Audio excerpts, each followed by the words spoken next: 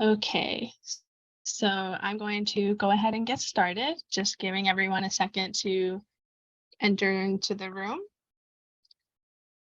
But it looks like we're pretty good to go. So hello, everyone here. My name is Nicole Genser. I am currently an audiology doctoral candidate with experience working in multiple clinical settings.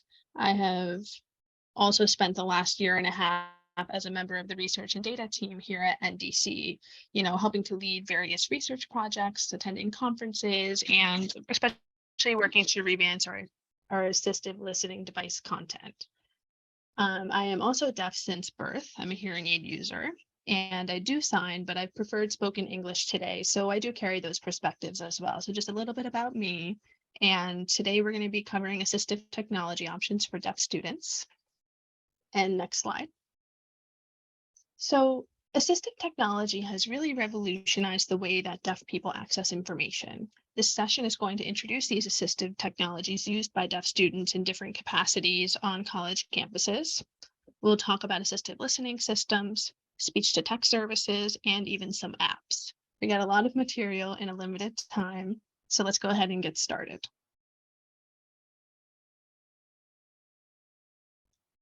So there are some terminology shifts coursing through the field now. You might hear assistive listening system or assistive listening device, or even hearing assistive and assistant technology. At the post-secondary level, just given the language in the ADA, assistive listening system is really what's still primarily used. At the K-12 level, they're really using HAT or hearing assistive technologies just because it captures aspects of accessing auditory information beyond the act of listening. So it's really a semantic choice, trying to capture more of a realm of those technologies rather than putting the emphasis on listening in the definition and in the term. So some deaf students use assistive listening technologies, including personal devices as well. These personal devices would be like hearing aids or cochlear implants or even bone conduction hearing devices, if you've heard of those, really used to provide acoustic access for deaf people, be it for spoken language, for sound awareness, or for both. To that end, it's really important to note that not everyone will experience the same benefit, and not every deaf person uses personal devices. And even with those personal devices, a deaf person might still experience barriers to, high quality acoustic access and communication. So the goal of assistive listening systems then is to improve the quality of that signal over the barriers that might impede it. And when we say that, we mean background noise, we mean reverberation like echoing and distance. Assistive listening systems are not universal, so they're not always compatible with every personal device. Some can be directly connected to those devices and others will require an additional component like a third-party streamer. There are also media options available, so you might find some students requesting that the device actually be plugged directly into the computer for access to media in the classroom. You can go to the next slide. So this is just a list of some of the types that people might use. We're going to go over each of them very loosely and very non-jargon oriented. And then I'll share with you where you can find some further information about each of them. But first, next slide. We have a poll here. I just want to get a sense of who's here with us. Which of the following of these have you had experience with providing students?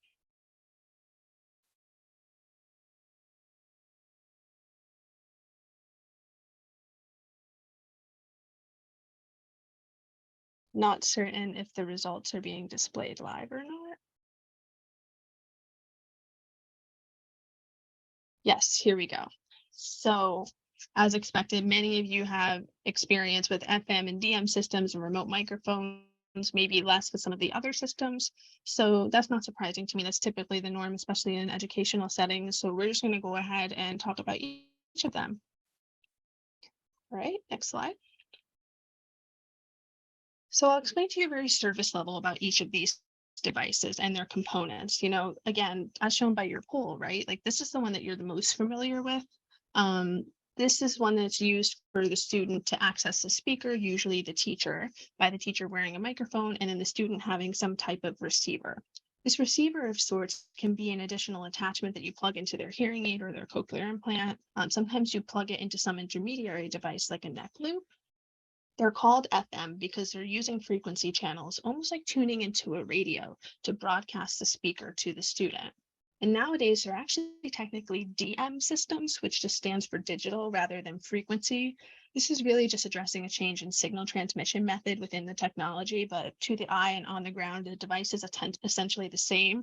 So you will hear them kind of interchangeably used, but the technical term for most systems you see these days that is accurate is to call it a DM system. Next slide. Remote microphones work very similarly to those systems that we were just discussing, but they typically use a form of Bluetooth to transmit the signal. So these microphones are usually proprietary to the manufacturer of the hearing aid or the cochlear implant that the student is wearing. There's usually not an intermediary between the microphone and the hearing aid or the cochlear implant.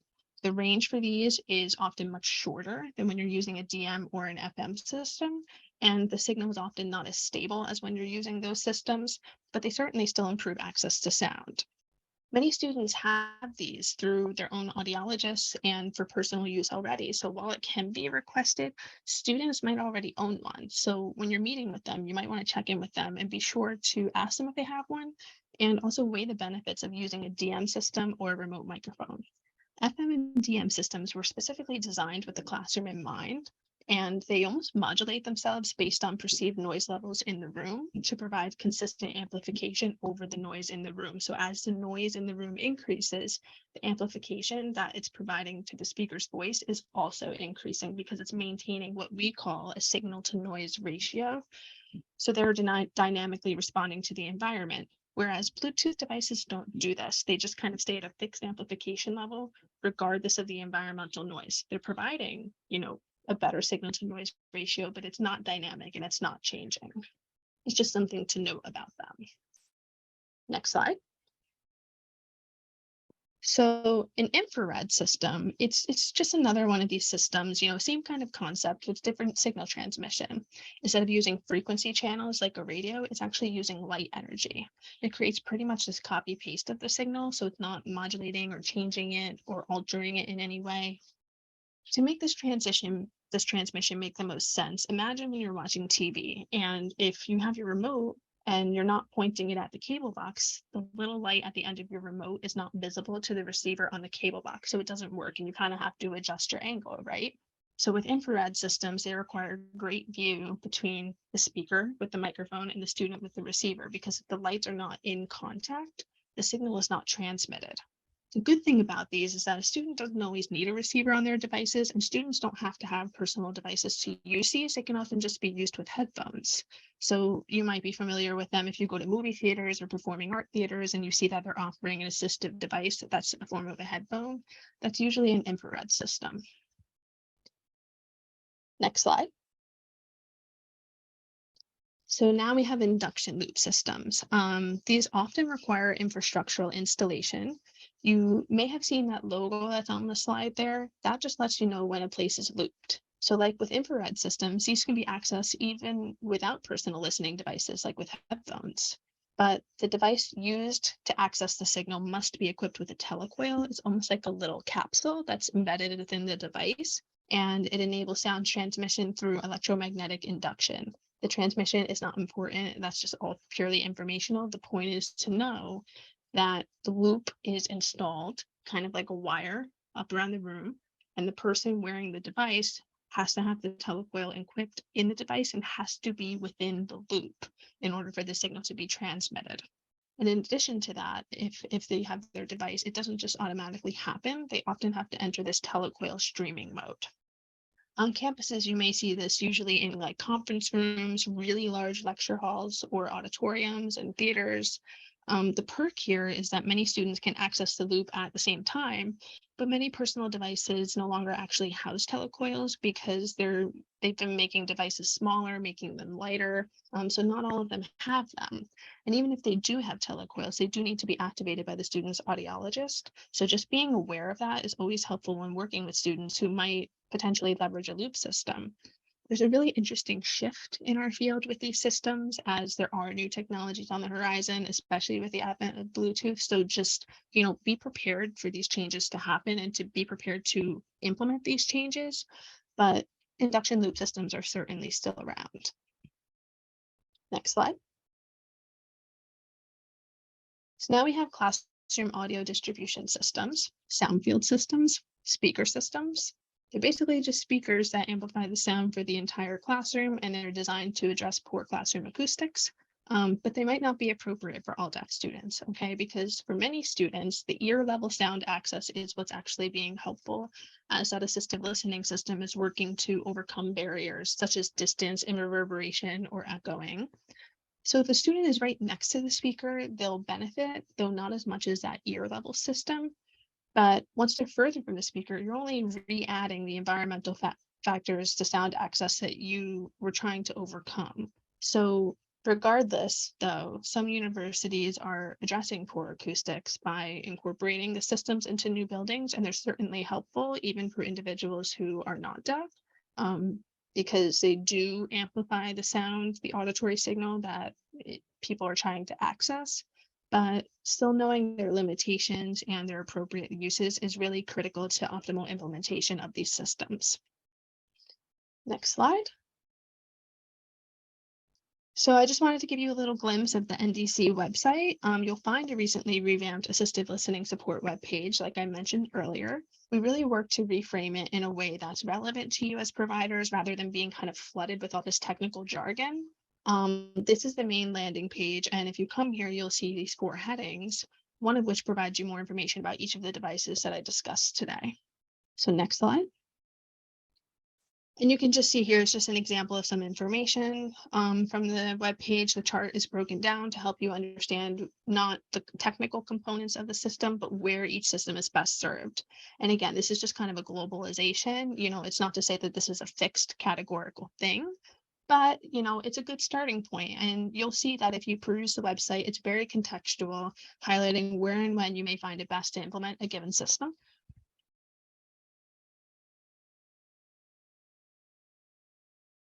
And you can go to the next slide.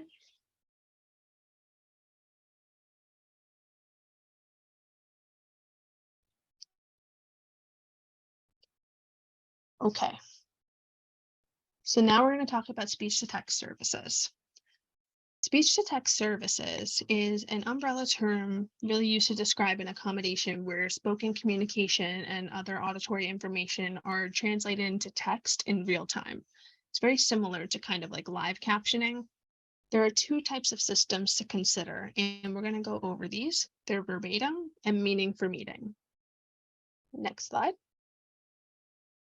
So let's meet the ones that you might offer. An example of a verbatim system is CART, or Communication Access Real-Time Translation, and it does just that. It translates in real time the spoken message intended to be accessed. This is much like live captioning. It's very word for word, so the provider basically types every single spoken word, including misspeaks and filler words, such as phrases like, like I've been saying, and this varies according to many factors, but just to give you an example, about an hour of a lecture will produce about 40 pages of transcript, 40 pages with all the word for word typing. Whereas a meaning for meaning system, these are called C-print or typewell. These providers listen to spoken language and tease out what's being said into a translation that's more context-based. This usually eliminates things like misspeaks, filler words, those phrases that verbatim systems will leave in. And another cool thing that we'll see in a minute here is that they format the information using elements such as italics, bolding, bullet pointing to reduce the number of words that are typed. And as with anything else, this varies too. But for the comparison, 1 hour of lecture here will produce about 15 pages of transcript, 15 as opposed to 40. So you can see how much more concise it makes things. So let's go to the next slide. I just want to provide you a visual example of each of these systems. You can see how the one on the right is much more concise. It's much more visually appealing, and it's organized compared to the one on the left. That's because the one on the left is word for word, like CART, but the one on the right aims to capture the meaning and organize the information for the student. Okay, next slide. I just want to put another poll in here as I'm wondering about your experience with speech-to-text services, so we can have the next poll go up.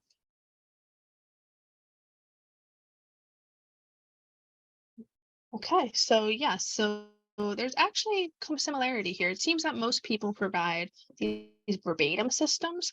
So it'll be really interesting for you to kind of get a sense of these meaning for meeting systems. And now that you know the differences between them and where they might be beneficial to consider, as opposed to only recommending these real-time live captioning type cart systems. Right? So next slide. So let's consider what we would consider when we're offering speech to text services. Selecting the most appropriate system really depends on the specific situation and on the person requesting the service. Some people actually might prefer CART because they do like to see every single word, but other people might prefer meaning for meaning because an abundance of text can be really overwhelming, and those people might prefer it to be a little bit more succinct. They might also have a visual preference and just really benefit from the visual formatting of it all rather than just like walls of text. Really, the point to drive home here is that it's important to note that sometimes people prefer different services for different situations. For example, a student might request verbatim captioning for history class, but meaning for meaning might be better for them in sociology. And then they might prefer ASL interpreting for a math class. You can't put people into boxes. There's no categorical answer. There's no best system for all situations and all people. It really depends on the person. And for each person, it then depends on the situation. So when you're providing services, just be cognizant of that, and ask the student to consider their needs in various situations and let them try different things. What might work for what classes, give it a go. Next slide.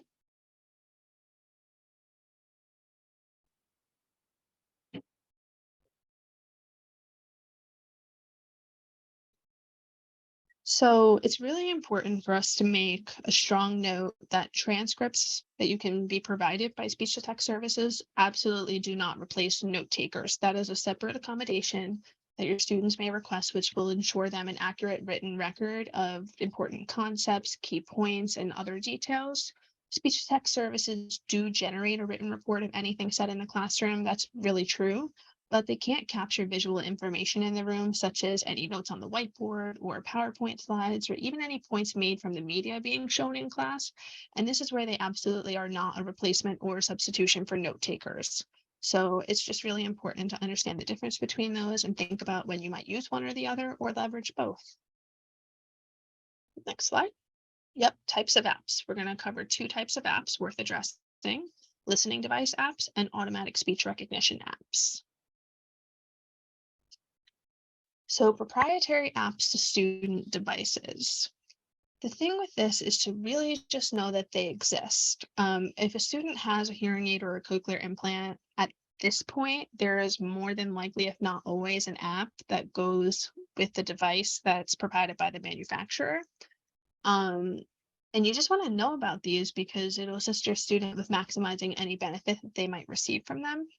You're not going to use these in place of anything, but they are something to be aware of and to tell the students about or advise them to talk with their audiologist about. Benefits of the app are really globally similar between manufacturers. They all, of course, have their own proprietary special features, but generally they can do the same things. They provide manual control of the device's volume. They actually might even have an additional noise reduction feature within that students can use as they wish. So this would be different than if they had like individual programs on their device for like speech and noise or for music. This is an additional noise reduction setting that they can apply within one of those programs. They are actually also able to switch between programs within this app, and they're able to start and stop streaming of some assistive listening systems. So if they're using a DM system, depending on, the device that they're using and the DM system that they're using, there might be some controls within the app. But if they're using a proprietary microphone, there's almost always some sorts of controls that they can do, even aside from just starting and stopping being in that mode. This is helpful if they're in class and they want to stop accessing the teacher at ear level to speak with a classmate, or if just for some reason they feel like they need to start and stop that streaming. It just offers them some agency in that they're not tied to anything. And they also can actually usually adjust the microphone sensitivity of that Bluetooth microphone within the app. So if one teacher speaks a little bit softly than another, they might raise up the volume, or, if they don't need it as loud, they might lower it. Just gives them options to be able to have control of their own devices and to adjust based on their own environment and how they're feeling on a given day in a given class with a given teacher. Another thing that they can do in most of these apps is actually track their devices in case they lose them. And something else good to know is that they usually can virtually connect with their audiologists through most of these apps. So if they find that they need a way to do this, especially if they move away and they're at college, you might mention this as an option. Just say, hey, like, does your audiologist offer virtual services? Can you do that through the app?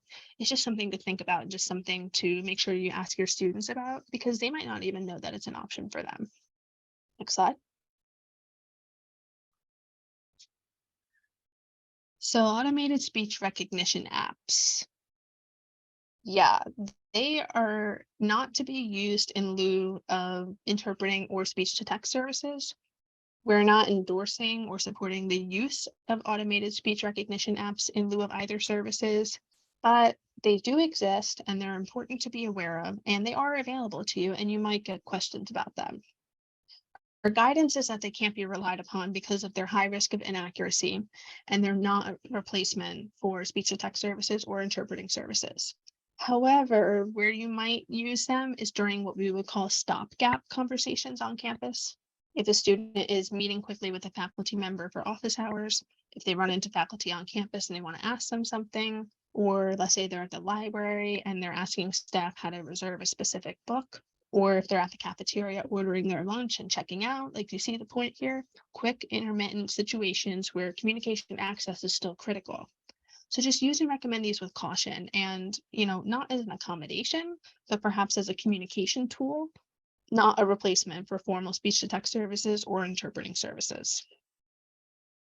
Next. So this is just a little bit more as to why these are our caveats with this. Automated speech recognition may seem good enough when testing its application in a quiet office with one person, one-on-one. It can seem great. And that's why, sometimes it does work well for that. And that's why it is okay to suggest using them in stopgap conversations. But the minute that you introduce environmental and other factors like accents or different, female speakers versus a male speaker, or multiple or overlapping speakers, or a group discussion, and audio distortion, it can no longer distinguish between those speakers, and it would make it really hard to identify who is speaking. It has difficulties distinguishing between multiple speakers, especially when they're talking over one another. It's affected by errors in grammatical structures and punctuation. So it's not always sensitive to knowing what pauses in a continuous speech discourse are, or where a comma would go, or a period, or if it's just a long pause in the middle of a sentence because someone's thinking of their next thought. It's not sensitive to intonation. With spoken language, if there's an inflection at the end of a sentence with an inquisitive facial expression, you might know the person asked a question. So question mark. If the inflection comes with raised eyebrows, you might suspect it's an exclamation. But automated speech recognition is not sensitive to this. It's not perfect. So in a larger scale, more high stakes environment, it really risks being able to convey appropriate and accurate meaning and intent. Finally, it's not able to capture technical terminology and really jargon terminology. Like if you think about your science class, if there are words that are being said that are not familiar to the ASR, or that are not perfectly enunciated by the speaker, the ASR is going to totally mess it up and either leave it blank or fill it in with something that makes absolutely no sense. And this really causes gaps to student understanding that could otherwise be successfully avoided when speech to text services are implemented by a qualified provider rather than relying on ASR. Right, next slide. So let's tie it all together here. Many deaf students are using accommodations for the first time in college, and many will attempt to get by without them. Deaf students may not have had the opportunity to try different types of accommodations in high school or when growing up. They might not have always needed them because the environmental demand of college, coupled with other aspects that they're going through, like emerging independence and identity and continued need for self-advocacy, is very different than what they had experienced before. Accommodations are rarely high quality and are often not monitored for effectiveness. A lot of times they're just implemented and there's no follow-up with the student for how it's actually going or what is and isn't working or what their needs may be in different settings. Deaf students are often early adopters of new technologies, and this includes the rapidly pervasive Bluetooth communication that we're talking about. Things are always changing. We know how fast technology changes. But unfortunately, it stands that post-secondary institutions sometimes struggle to keep up with this and need to stay up to date on these compliance standards, as well as the standards need to continue to change as the new technologies emerge. This is why conferences like these are so helpful, as well as why creating campus and community partnerships are so important to ensuring the best for the students, because it's truly a team effort and it really should be student-centered. So consideration of assistive technology functionality needs to extend to the infrastructure of the space, including environmental modifications that optimize communication.